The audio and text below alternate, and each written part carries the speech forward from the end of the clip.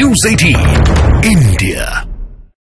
बड़ी खबर राजस्थान के कोटा से है, जहां एक हैरान करने वाली खबर सामने आई है। कोटा में 3 शिक्षकों पर धर्मांतरण करवाने का प्रयास का आरोप लगा है। इन आरोपों के सामने आने के बाद राजस्थान के शिक्षा विभाग ने 2 शिक्षकों को निलंबित कर दिया, तीसरे पर कार्रवाई की तैयारी कर दी। मामला कोटा के सागौन कस्बे के पास एक सरकारी स्कूल का है, जहां के 3 टीचरों पर एक हिंदू छात्र के धर्म कॉलम में मुस्लिम लिखने का आरोप लगा। बच्चों के परिजन और हिंदू संगठनों ने आरोप लगाया है कि छात्रों के साथ लव जिहाद और धर्मांतरण किया जा रहा था। इन आरोपों के बाद शिक्षा विभाग ने कार्रवाई की।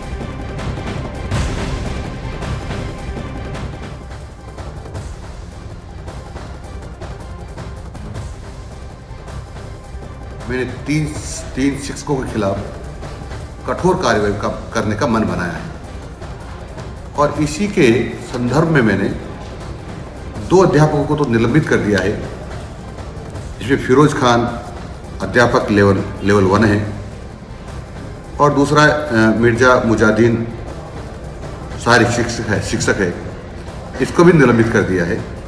और एक सबाना है, उसके भी खिलाफ आगे कार्रवाई कर रही है। तीनों को मैंने बीकानेर भेज दिया है।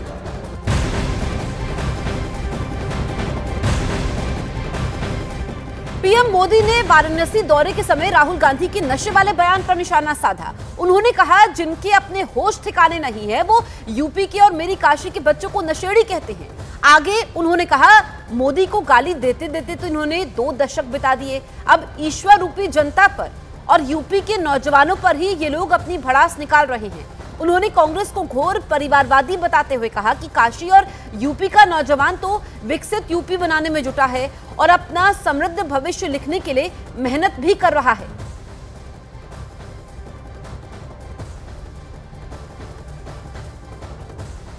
दशक के परिवारवाद, भ्रष्टाचार और तुष्टीकरण ने यूपी को विकास में पीछे रखा। पहले की सरकारों ने यूपी को बीमारू राज्य बनाया, यहां के नौजवानों से उनका भविष्य छीना।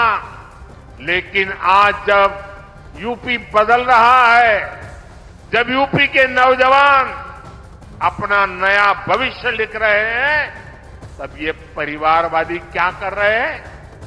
मैं तो इनकी बातें सुनकर हैरान हूं। कांग्रेस के शाही परिवार के युवराज का कहना है और चौंक जाएंगे आप। कांग्रेस के युवराज परिवार ने क्या कहा? वो कह रहे हैं और काशी की धरती पर आके कह रहे हैं, काशी के नौजवान, यूपी के नौजवान नशेड़ी है। किसी को गाली देते देते तो इन्होंने 2 दशक बिता लिए।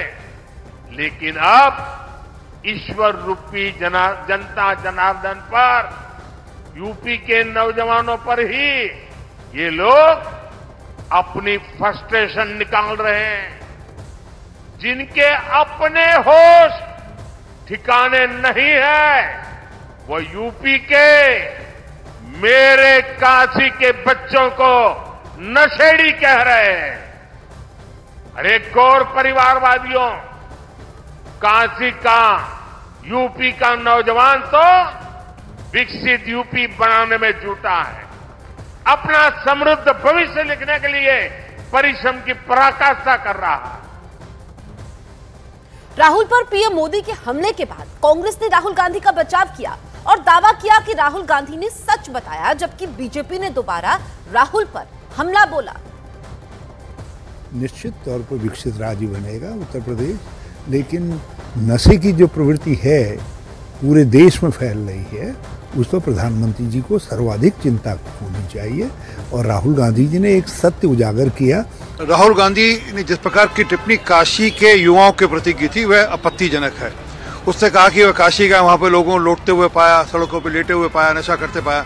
हालांकि ये सच नहीं है। काशी का युवक आज संस्कृति से जुड़ा हुआ युवक है और वह देश की संस्कृति को समझता है। परंतु राहुल गांधी तो संस्कृति से बहुत दूर दूर तक कोई वास्ता नहीं राहुल गांधी का। और इस प्रकार की भाषा काशी के युवकों के लिए करना, यूपी के युवकों के लिए करना, दिखता है कि कितनी फ्रस्ट्रेशन है राहुल गांधी और कांग्रेस।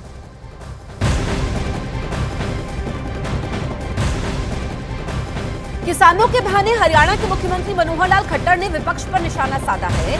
उन्होंने कहा कि जब हम किसानों की बात करते हैं तो विपक्ष को परेशानी होती है। देश में कौन सा राज्य है जो 14 फसलें एमएसपी पर खरीदता है?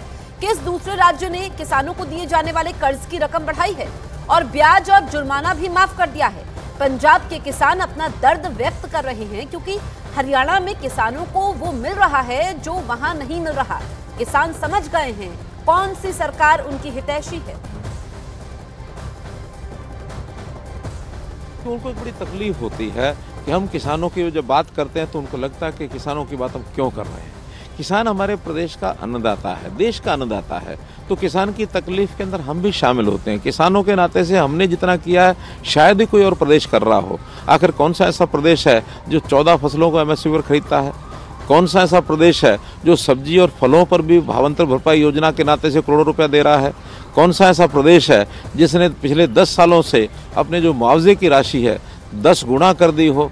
कौन सा ऐसा प्रदेश है जो किसानों के नाते से उनके ब्याज और उनका ये जो पेनल्टी है उसको माफ़ करने की घोषणा करता है? हमने 1750 करोड़ रुपया माफ़ किया है। अब जब इतना से वो काम करेंगे तो तिलमिलाट उनकी स्वाभाविक है।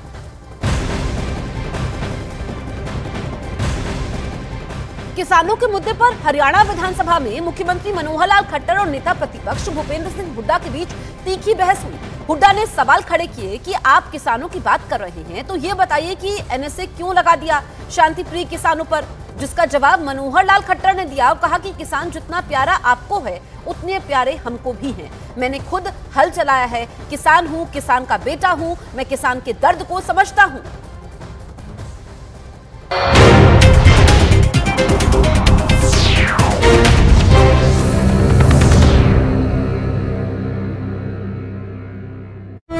चढ़ने की कोशिश की, इससे मंच टूटने का खतरा मंडराने लगा।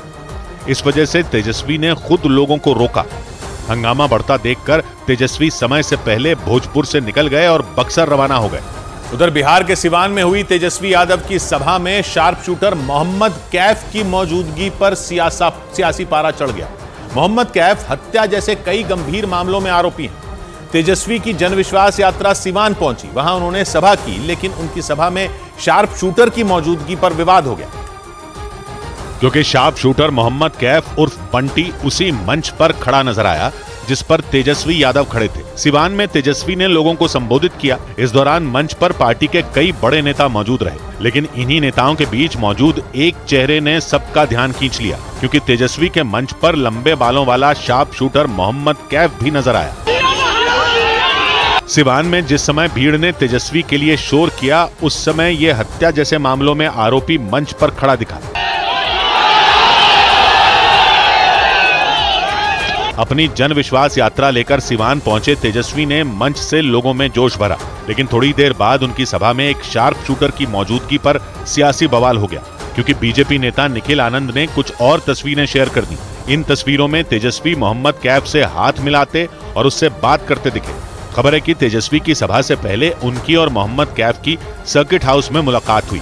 ये तस्वीरें उसी समय की थी। मोहम्मद कैफ सिवान के चर्चित राजदेव रंजन मर्डर केस में आरोपी है। उसका नाम सांसद शहाबुद्दीन के भांजे के हत्याकांड में भी आ चुका है। मोहम्मद कैफ पर 10 से ज्यादा केस दर्ज हैं।